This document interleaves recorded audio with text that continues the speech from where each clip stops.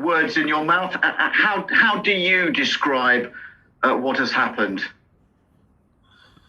A few of your colleagues said that already, so obviously I have to at least now do all the stuff myself. So first and foremost, and congratulations to Aston Villa and all credit to Aston Villa because they deserve these 3 points massively so, and because they played a really good game. The strange result is, yes, because Aston Villa played really well, but on the other side, because we did in different areas particularly bad. That helps, then obviously not. Look, tonight pretty much everybody made massive mistakes around the goals, and the first one was obviously Adrian. But the reaction, that was a big mistake, yes, but the reaction on the goal was even a bigger mistake, how we reacted, because it looked like... So we have to take risk when we play offensively. It's absolutely clear. That's completely normal, and that's football and all this stuff. But you have to protect your risk. That's normal as well. These situations, and we didn't do that tonight. That means we had really nice chances, played really good football, came in the box, blah blah blah, in moments undefendable in the box, which is pretty rare. But each ball we lost, wherever it was a massive counterattack, and directly a real problem. So second goal, third goal, free. I think the third goal was a free kick, if I'm right. So really well done. They were now already quicker in mind than we were, and all these things in the challenges they were more consequent, and that all caused us problems. So being 4-1 down, but I think probably even you, when you saw the game, felt when we scored the one goal, it was like, okay. So there's still something to go for, and that's what we thought as well in halftime. If we can stop doing the under average stuff or the bad stuff, and can improve the good stuff, score one, score two, game on. But this was not possible tonight because we made similar mistakes again, and then the deflected goals came in. That's of course unlucky, but it's as well. I said it now a couple of times. It's like the deflected ball can be completely unlucky. I thought tonight it was a little bit a 50% block, like we didn't block it properly. That's why the ball was deflected. So and we concede these goals. Strange scoreline, but we have to accept that. And the only good news actually is nobody was injured after the game. One more, Ian. Yeah. Use the hands up thing, please. You went into the game though without Alisson. Adrian played. How damaging is it for Adrian? And with Alisson now, he has his shoulder injury. Is it broken? What are his chances of playing against Everton? No chance to play against Everton.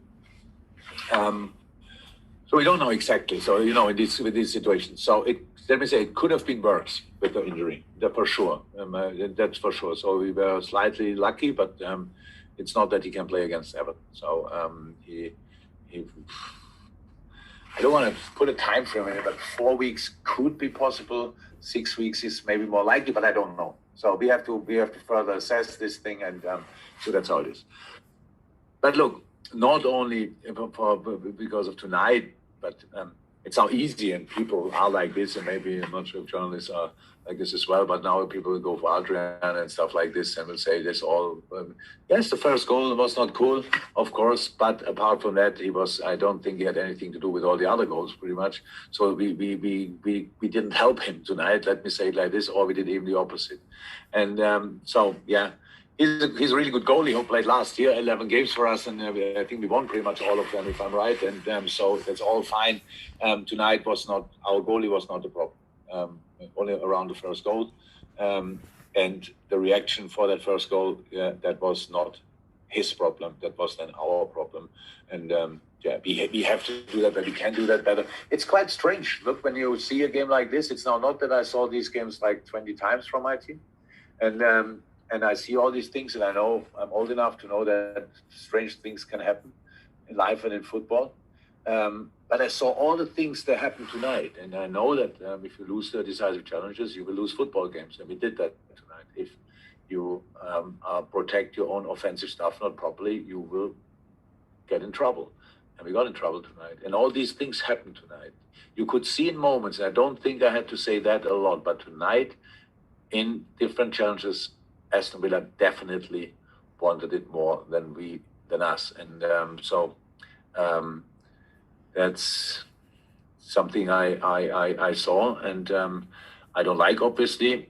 But now the boys go to their national teams, and when they come back, hopefully healthy, all of them, then we have 2 days time to prepare the Everton game, and then we have the chance to do better.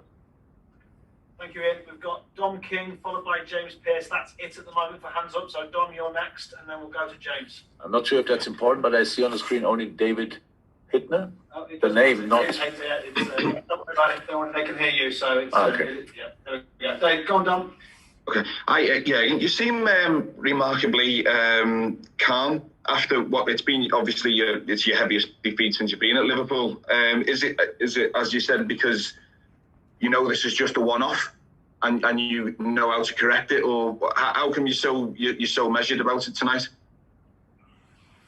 Nothing what I could say tonight would help with that result. So why should I be now completely outraged or something like that?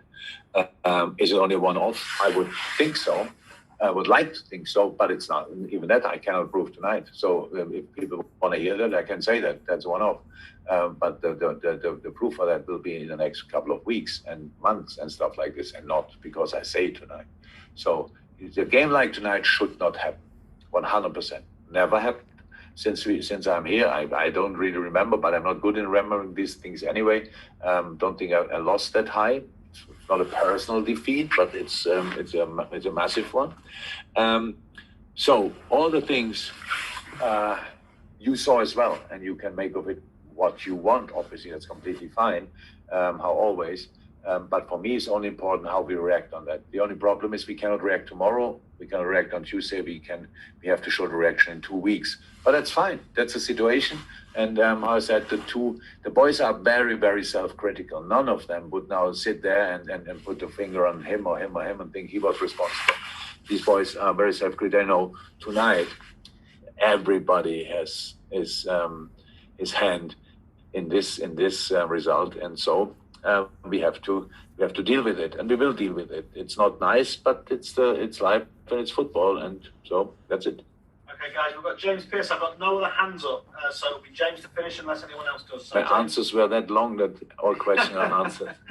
Go on, James. Finish. Jurgen, obviously, you lost Thiago and you lost Sadio Mane to COVID going into this game. Then you lost Alisson. Did you feel that the preparations weren't right?